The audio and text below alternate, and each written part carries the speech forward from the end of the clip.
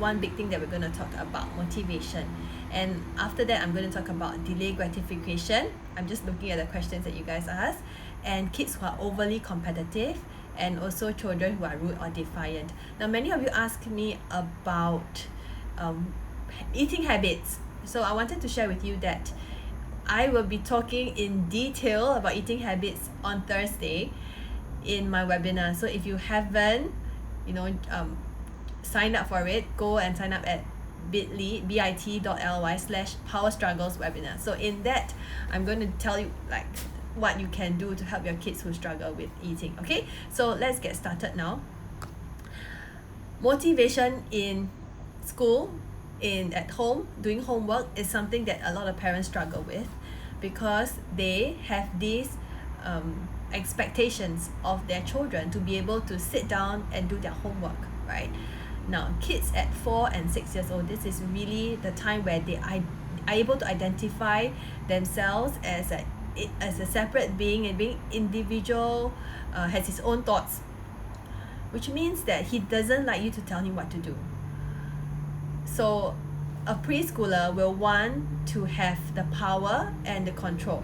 So if you find yourself struggling with your preschooler, getting him to do his homework, ask yourself a question now. Have you been instructing him, nagging, and telling him what to do? Let me know in the comment box. Thumbs up? Okay, just let me know if you have been nagging. Okay, maybe don't do the thumbs up in case you get very confused. So, have you been telling him what to do, or do you let him take the initiative to tell you his plan? Let me share with you a story. So my son Daryl, he's 6 years old, and I've just registered for him to go to primary school today. It's like this huge milestone.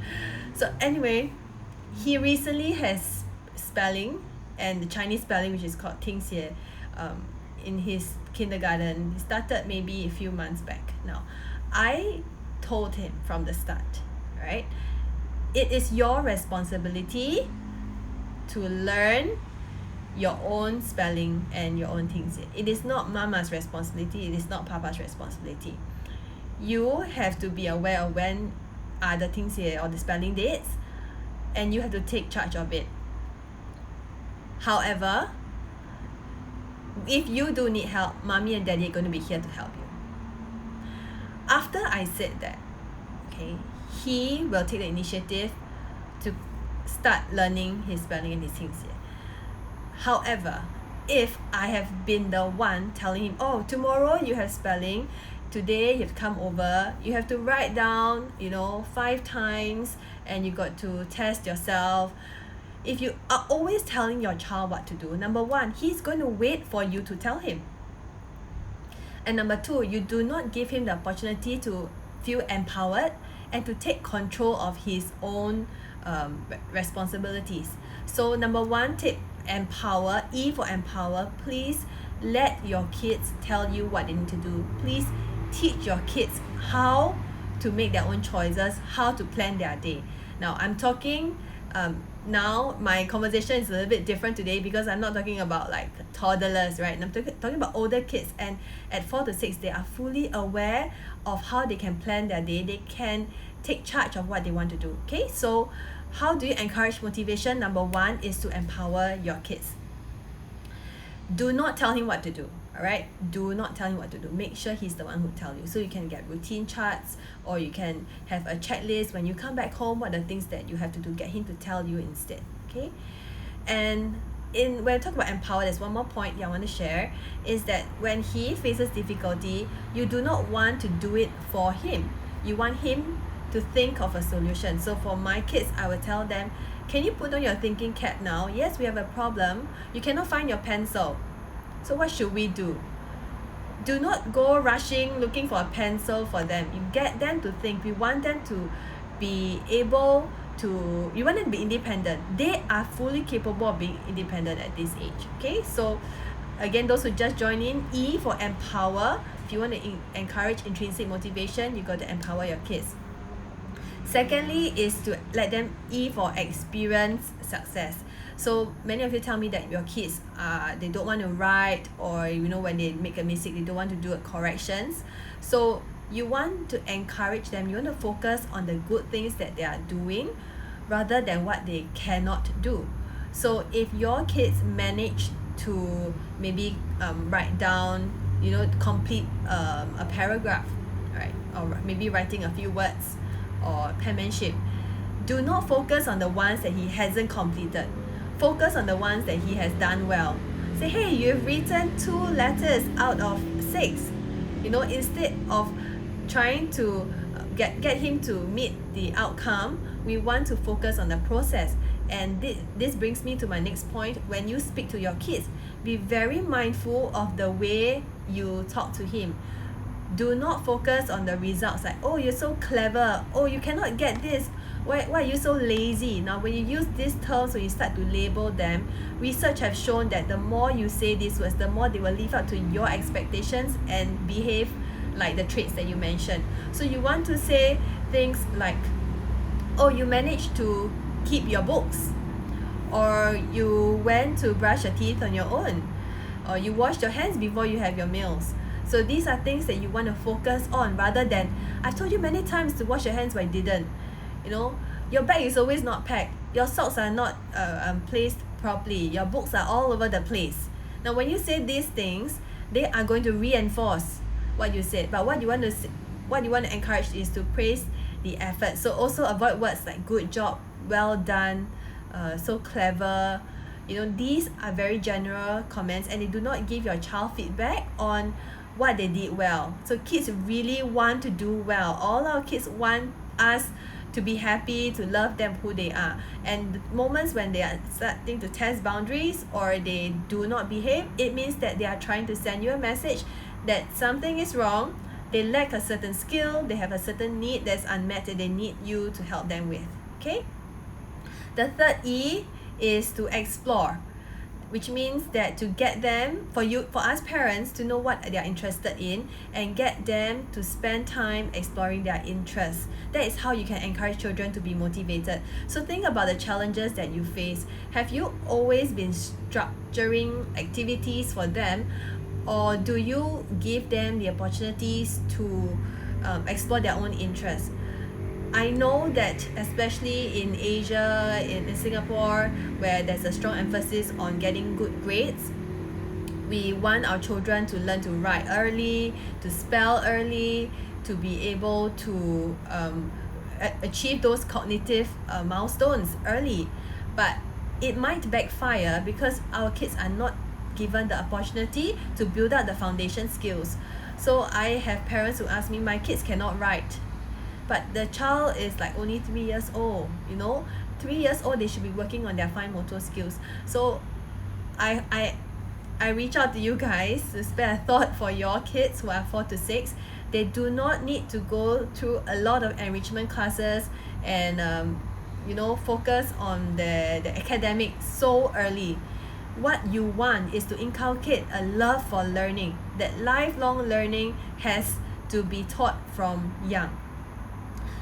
When they go to primary school, I am pretty sure that they're going to be really bored with the way the content is being taught to them, because there's only one teacher, there's like 30 over kids in the classroom. So the teacher is going to find it really challenging to cater her teaching methods to suit every single child. But what we can do as parents for our kids at 4, 5, 6 years old, it is the time to let them play and enjoy what they learn. If your kids enjoy like animals, just let him play with his animal figurines. He likes Lego. My son likes Lego, so I play with Lego. So there is this emphasis on getting them to learn the tangible stuff, but it is the intangible stuff that will bring them further, especially like in the world that we are growing up in now, right? It is really not about regurgitating the content now. Let me ask you, how many of you grow up studying with rote learning, which means you memorize, and when the exam questions come out, you just vomit out your content? How many of you went through that? Okay, me, I'm one of them, and I know that the way I learn is not the way for my kids going forward.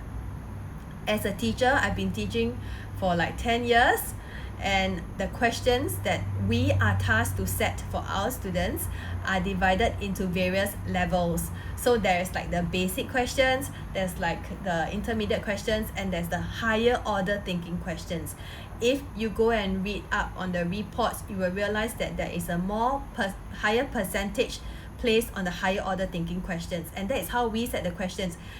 We have to divide the question into different categories like basic, intermediate, and higher order thinking, and there is going to be like a little bit more percentage on higher order thinking. Of course, majority of the people will be on the basic and intermediate because we need to cater to most of the kids, right?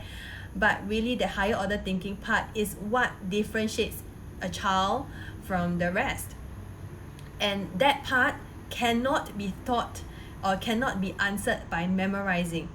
There has to be a lot of thinking, critical thinking involved, a lot of comparing and analyzing. And these analytical skills are not taught by drilling or doing worksheets over and over again. It is done by parents conversing with our kids. It is done by children reading lots and lots of books and asking questions. And this critical thinking is also developed when children play and take initiative to enjoy learning. So I hope this helps you to take a step back and think about the emphasis that you place on your child's time to play, whether he has downtime or do you pack his schedule back to back.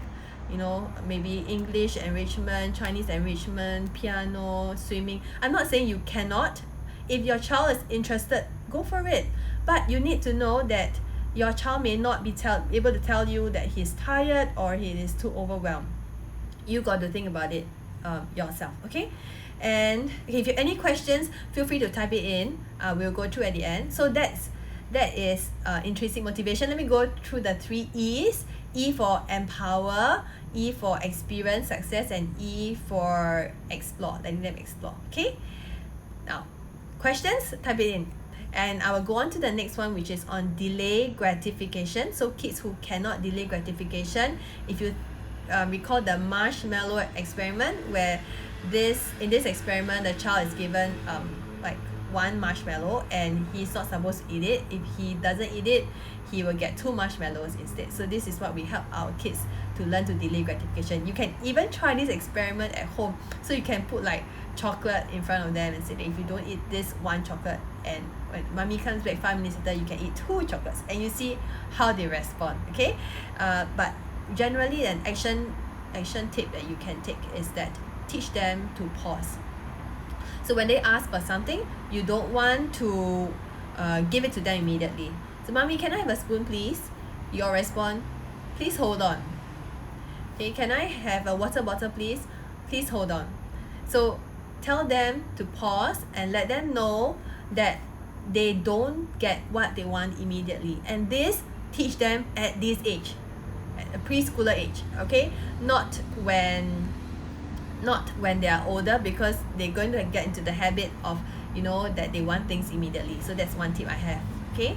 All right, so okay, answer your questions in a while. Let's go on to the next one. A parent asked me about kids being overly competitive, and what should you do? So that's my son. He's very competitive. I don't know if it's a firstborn thing. Are your firstborns very competitive too? I realized it, that he cannot really take failures, and he goes into a complete meltdown when he cannot achieve what he wants. So he's quite a perfectionist, and I don't wish for him to be like that. And what I did was to let him play a lot of games. So you want to let them practice winning and losing with grace. Okay, so what did I write down? Right, so play games and be very aware of getting your kids to know that, oh, you lose, but it doesn't matter because we're all learning. So there's a lot of part on our parents to play, as you want to encourage your kids, you know, to not to be too competitive. And role model, so as parents, when you make a mistake, when you lose, let them know, oh, mommy didn't do well this time, but I'm gonna try again. So there's this thing about growth mindset, and I strongly encourage you to read out about it. I teach the students in my course about helping their kids with growth mindset. There's a lot that you can teach your kids at 4, especially like at the age where they start to feel like they are talented and they think that they are able to achieve more because of their language ability, their communication skills are better, their cognitive, their physical developments are all quite well developed, right? So competitive. So let me summarize. So if your kids are overly competitive, you want to let them play a lot of games, you want to role model it, and finally play sports, right? I think that engaging them in sports and play, getting them to work as a team will also help them to reduce the part of being overly competitive. And the last question that parents ask is, what if my child is rude and defiant? My first response to you is, don't take it personally. Know that every behavior is a form of communication from your child. So if he's being rude to you, there must be something that drives that behavior of him being rude. Could it be he has problems regulating his emotions, and that's where we want to address and help him with that? Or is it he doesn't know what else he can do when he's angry, and he doesn't know how he can express himself? So when your child starts to backtalk and be rude to you, you need to stay really calm and teach him the right way to speak. And I think that it matters, like the way we respond as well. So we cannot be rude ourselves, if not the kids are going to role model us. Okay? Yes, so that's all, and I think it'd be more exciting to answer your question. So let me scroll back up. Okay, the kid said, can my kid catch up in primary 1 if I don't keep practicing alphabets, etc. with him? Okay, I'm going to be really frank with you. In Singapore, at P1, the kids the children in general have some kind of like basic knowledge about literacy, phonics and all, because parents being really like kiasu, right? We call it they teach their kids early and send their kids early. So will your kid be able to catch up? Okay, it really depends on whether he is motivated to learn. If your child is not motivated to learn new things, to try out new ideas, and to get you to teach him, like he feels connected to you, and it excites him when you teach him about letters, reading stories, or when you walk out, like now my girl Charlotte, she likes to point out letters on the bus. So these are things that she caught up on her own, because we have been talking about words, letters and prints all around us. So whether your child can catch up, it really depends on that motivation to want to learn. It's not whether he has learned it before, because you know that things are going to get tougher. You can learn your letters, then you have to learn your letter sounds, then you're going to learn blending, and then there are special letters that don't fit into blending. They're called sight words, and they got to start memorizing. It's just going to get tougher and tougher. And what you want your child to be able to do is not to memorize, but to understand the concepts and enjoy learning these letters. Okay? Touch of Pink said, hello, thanks for your sharing. You mentioned something about not saying to kids, well done, so clever. So what is a better way to encourage them? I strongly I've been sharing with you guys about emphasizing on the trait that you want them to demonstrate. So for example, you completed the work on your own. That was independent. You took the spoon for your little sister. That is great initiative. So use the traits that you want them to display, and use those words for them. In fact, I actually have like a pre-printable on my blog, one of the posts about what are the words that you can use rather than well done and good job or so clever. Okay, John said, at what age do they comprehend delayed gratification? I would say at this age 3-ish, some of them can do it, but generally 4 onwards they will be able to do it if we give them the opportunities to practice. If all along they have been brought up having what they want immediately, then it's going to take a while for them to accept that, why is it that I don't get what I want now? I used to have it, but why not? Okay, Ying said, hi, when I tried to get my kid to do writing and tracing, but she will yawn and shows that she's tired, how to overcome this? So this yawning behavior and showing you that she's tired, it just means that your girl is not interested in the writing and tracing. I'm going to assume your kids are about 4, 5 or 6 years old, and then you were going to be worried, like, oh dear, oh no, my friends' kids can write, or I've seen on Instagram this kid is able to do her writing, but my kid can't, and then you get so worried. Now think about why your kid is not able to do writing and tracing. Now, do you know it takes a lot of muscles to write? Like, to write, you got to use different type of muscles in your hands, you got to have the right posture, and then you got to have a positive mindset, you got to be interested to write. So look at the foundation skills that she's lacking. Like, maybe her fine motor skills are not there, right? So you got to let her play more Lego, Play-Doh. Or if you think that her basic needs are not met, she's really tired, think about, are you overscheduling her? Is she not having enough rest? So when she's not writing, it's a lot deeper than that. You got to think about why she's behaving a certain way, okay? Sin 3737 said, yes, my son too can't lose. Once he loses, he will throw a tantrum. I believe that kids go through this because of their temperament, that they want to succeed, they want to do well. It's not something like to blame them for, or don't even blame yourself. But what you should do is to go forward with your kids, try to problem solve with him, let him know that yes, he's not winning and it doesn't feel good. You want to acknowledge the emotions and teach him how else he can overcome this. You can even teach him a mantra, right? Say, I cannot do it yet. Okay. Mahmoud said, my son too do this every time he shows that he is tired.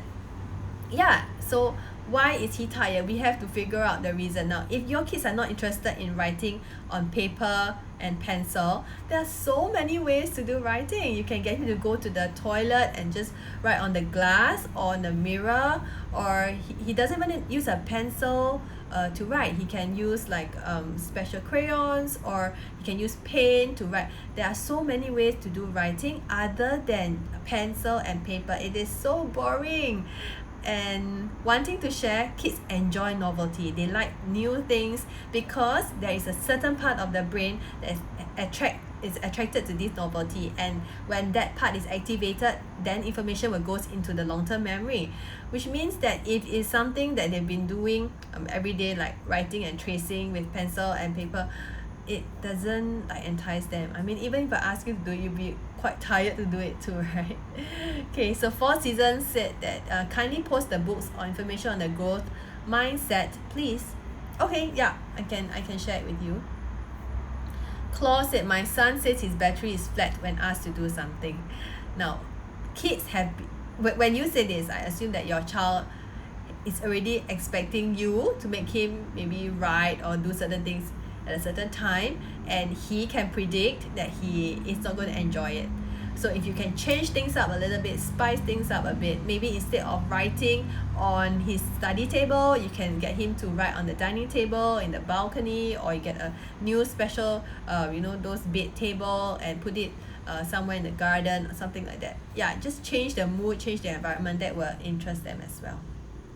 Yijun, I don't pack my son with any enrichment. He goes to student care after school, but I know he always say he don't like to go to school. He doesn't like music, doesn't like art, he doesn't like Chinese. So I'm not sure how to open his heart to learn or be happy about attending school. Right, I think I need a little bit more information about how the boy has been growing up from young. But I know there are children who really don't like to go to school.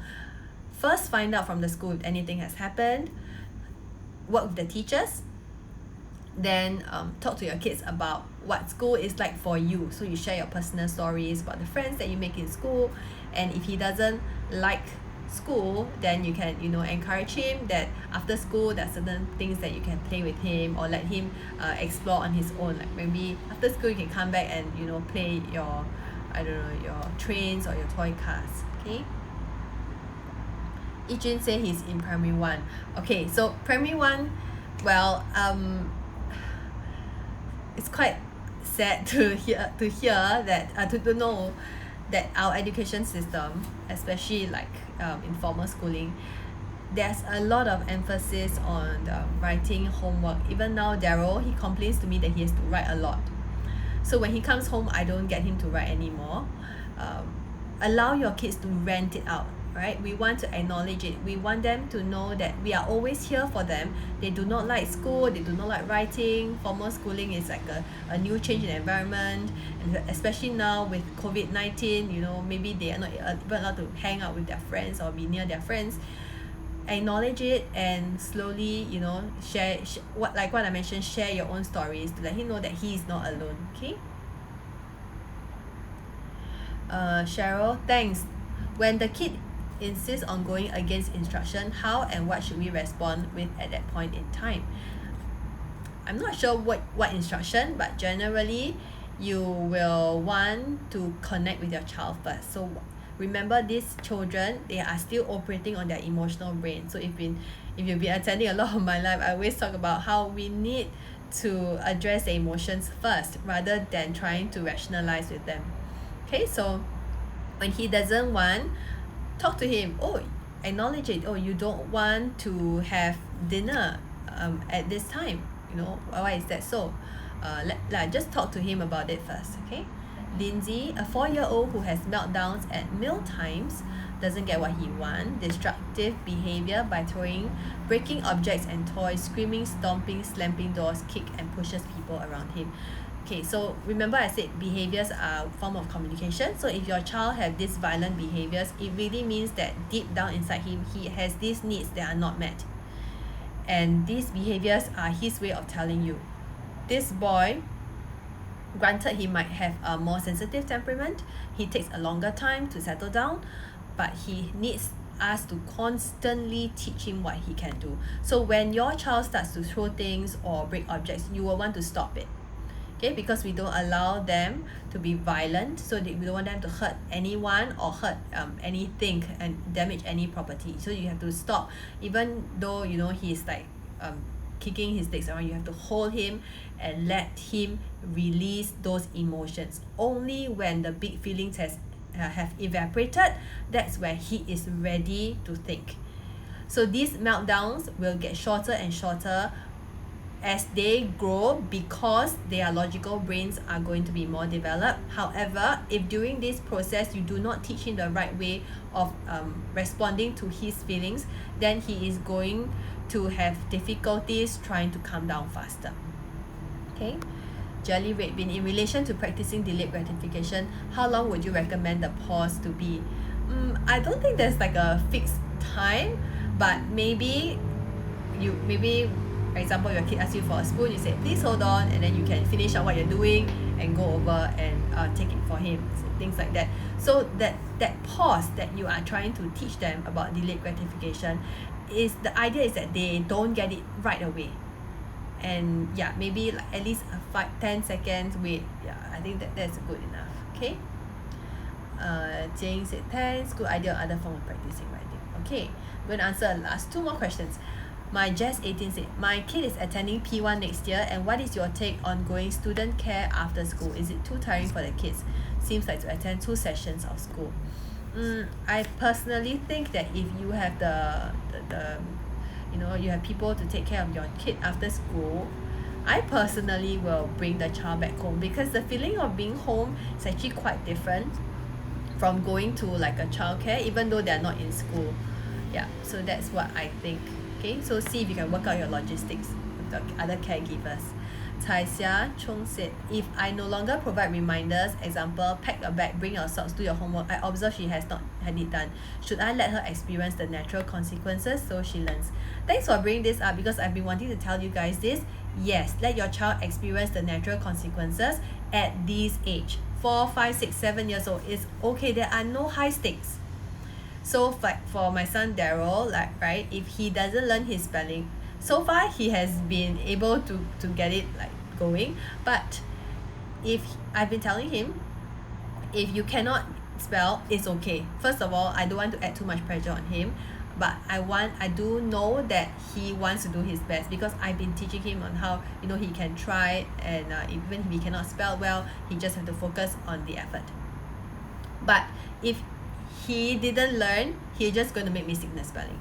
If my son, he didn't complete his homework, he's going to have to go to school to explain to his teacher. This is what I encourage you to do. Let your children experience the natural consequences. You don't want to be too permissive. You don't want to be a helicopter parent.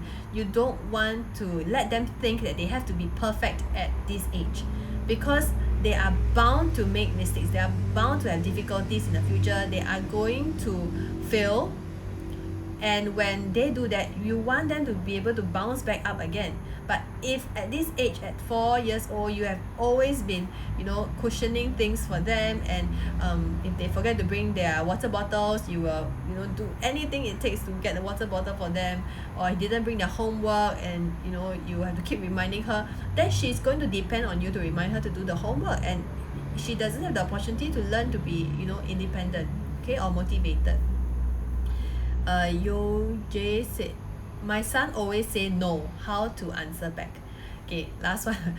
First of all, do you say no to your child? If you have been saying no to your child, your son is role modeling you to say no. That's number one. Number two, at this age, children have to test boundaries. Okay, I'm repeating this. Children have to test boundaries. They have to push their buttons, because that's how the brain develops. So if they say no, you can acknowledge how they feel first. You don't really like this. So what I would say to my children is, I don't really like this. I have a suggestion. I'm not sure if you want to hear what I think. Yeah, that's what I say. I speak to them like an adult. So sometimes when they prefer to do, let's say my son wants to eat the whole cheesecake, before he sleeps. So I would say things like, you really like cheese so much, you want to eat a whole cheesecake before you sleep. I personally don't think it's a good decision, good choice. So I'll ask him, do you want me to tell you what I think? Yeah, that's where he's willing to hear me out. And also this is because of the connection that I built up with him over time, to always acknowledge his feelings first. Okay. Claude said, what about non-negotiables like brushing his teeth? He doesn't want to brush his teeth, and he delays time to go to school. Now, of course, for brushing teeth, you cannot have natural consequences taking place, because the natural consequence of not brushing teeth is that they will have a tooth decay and it affects their health, right? So this is a non-negotiable, and I always want I teach parents how to make it into a routine, make it fun, let them enjoy it. If they really don't want, find out exactly why. Sometimes it could be some sensory issues as well. Okay, so yes, I hope I answered your questions, and let me know one takeaway from today's session if possible. What's one thing that struck you and what you remember? Okay, so that at least I know that my point is driven across to you. Yeah, so I will be sharing about meal times and bedtimes Thursdays, not Thursday, 2 days later, and I'm really putting a lot of effort to try to summarize this for you, to give you exactly what you need. Okay, so I hope you have signed up. If you haven't signed up, it's at bit.ly/power struggles webinar. Yeah, Hui Min is here. Oh, I hope you're giving me a thumbs up. What's one thing you learned? Tell me what's one thing you learned instead of the thumbs up, right? Okay, Beans said, delayed gratification is a very important reminder. Yeah, we often forget about that. We want things to go on fast, right? But it also teaches our children that they want to get the things fast. Okay, many of you say thank you for sharing. Yeah, anything that you learned, somebody type and tell me. I'll wait for a while. Okay.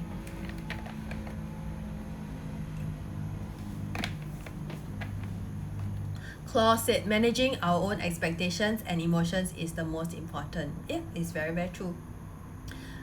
What we expect of our kids, the kids will live up to what we want, right? So if we have high expectations for them, then they will also do their best to try to reach our expectations for them. Chu Ting said, to always connect with the children. Very good. Paper cut. Let them fall at this age. It's okay. The best age to learn to stand up again on their own. I totally agree with that. Right? This is a good time for them to make mistakes and fail. Do not try to cushion them now, because they will grow to think that they are not allowed to make mistakes. And you know of children who are too hard on themselves when they are older, like in primary school. Some of them take their lives, because they are not able to meet the expectations of their parents, and I think that's really heartbreaking. We don't want our kids to be like that, right? I am Chase. Cultivating their interest in learning is more important than the learning. Yes, good. Okay, remember this, okay? 4 Seasons. Love the reinforcement of using encouraging words. By 4 Seasons, good master. Muda said, connect with your kids, make learning fun, using games to practice winning and losing gracefully. Writing can be fun, maybe not with paper and pencil. Label traits instead of good job. Always remember to acknowledge their feelings first. Many good reminders, natural consequences, acknowledging their emotions. Acknowledging emotions is very good to control their temper. Let them explore and not too much tuition. Yes! I don't really believe in like tuition, because I feel that us as parents, we are the best teachers for our kids. Now, you don't have to be a teacher to be able to teach your kids. You just need to be present, okay? Hui Min said, keep calm ourselves when the kid talks back. Yes, so don't take it personally. Okay, Master Mullah, when they are rude, said don't take it personally. Always first care about their feelings and try to understand. Okay, connect first. Alright, that's good.